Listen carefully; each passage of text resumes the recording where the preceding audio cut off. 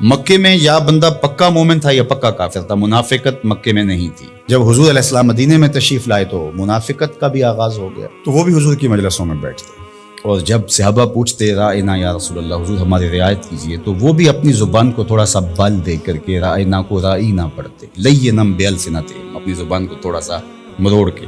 تو یہ لغت یہود میں گالی تھی، یا رائی عربی میں چرواہے کو کہتے، تو رائینا کا مطلب پھر یہ ہوا۔ تو وہ اس طرح بظاہر وہ مسئلہ پوچھ رہے ہوتے، لیکن وہ اندر کا جو خبث تھا اس کا اظہار کر رہے ہوتے۔ حضرت سعد بن معاذ رضی اللہ تعالی عنہ لغت یہود سے واقف تھے۔ آپ یہودیوں کے پاس گئے اور ان لوگوں سے کہا کہ اگر آج کے بعد تم نے میرے رسول کے لیے رائینا کا لفظ بولا تو میں تمہاری گردن کاٹ دوں گا۔ تو انہوں نے کہا کہ یہ لفظ آپ بھی تو بول دیں۔ تو حضرت سعد حضور کی خدمت میں آئے اور دل میں تھا کہ عرض کروں حضور صحابہ کو یہ لفظ کہنے سے روک دیں، کوئی متبادل لفظ دے دے۔ قبل اس سے کہ یہ آ کے عرض کرتے جبریل پہلے پہنچ گئے تھے کہ یا ایھا الذین آمنوا لا تقولوا رائنا، اے ایمان والو میرے نبی کے لیے رائنا کا لفظ نہیں بولو۔ تمہاری نیت ٹھیک، تمہارا لہجہ اچھا، تمہاری رواں رواں سے عقیدت پھوٹ رہی ہے، تمہاری آنکھیں حیا سے جھکی ہوتی ہیں جب رائنا کہہ رہے ہو، تمہارے دل کشکول بنے ہوتے ہیں جب رائنا کہہ رہے ہوتے، عقیدتوں کے سانچے میں ڈھلے ہوتے ہو تم یہ لفظ بولتے ہوئے، لیکن یہ وہ لفظ ہے جس کے پہلو میں کھڑے ہو کے میرے نبی کی اہانت کا امکان پایا جائے۔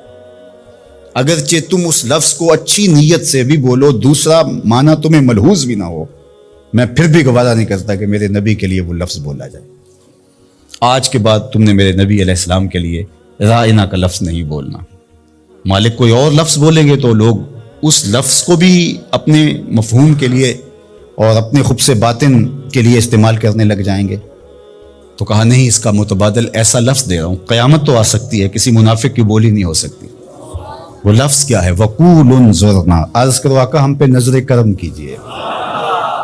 وَقُولُ انظُرْنَا، حضور بس ایک نظر کر چھوڑو، سارے مسئلے حل ہو جائے۔ اور ابو ہریرہ نے کہا کہ انی اسمع منک حدیثا کثیرا، بڑی حدیثیں سنتا ہوں حضور، یاد نہیں رہتی، کوئی نظر کرم کیجئے۔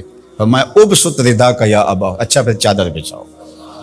تو انہوں نے چادر بچھائی تو حضور نے ایسے فضا سے کچھ لیا اور ایسے ڈال دیا، کہا اس کو سمیٹو اور سینے سے جوڑ لو، کہا اس کے بعد میں نہیں کبھی بھولا۔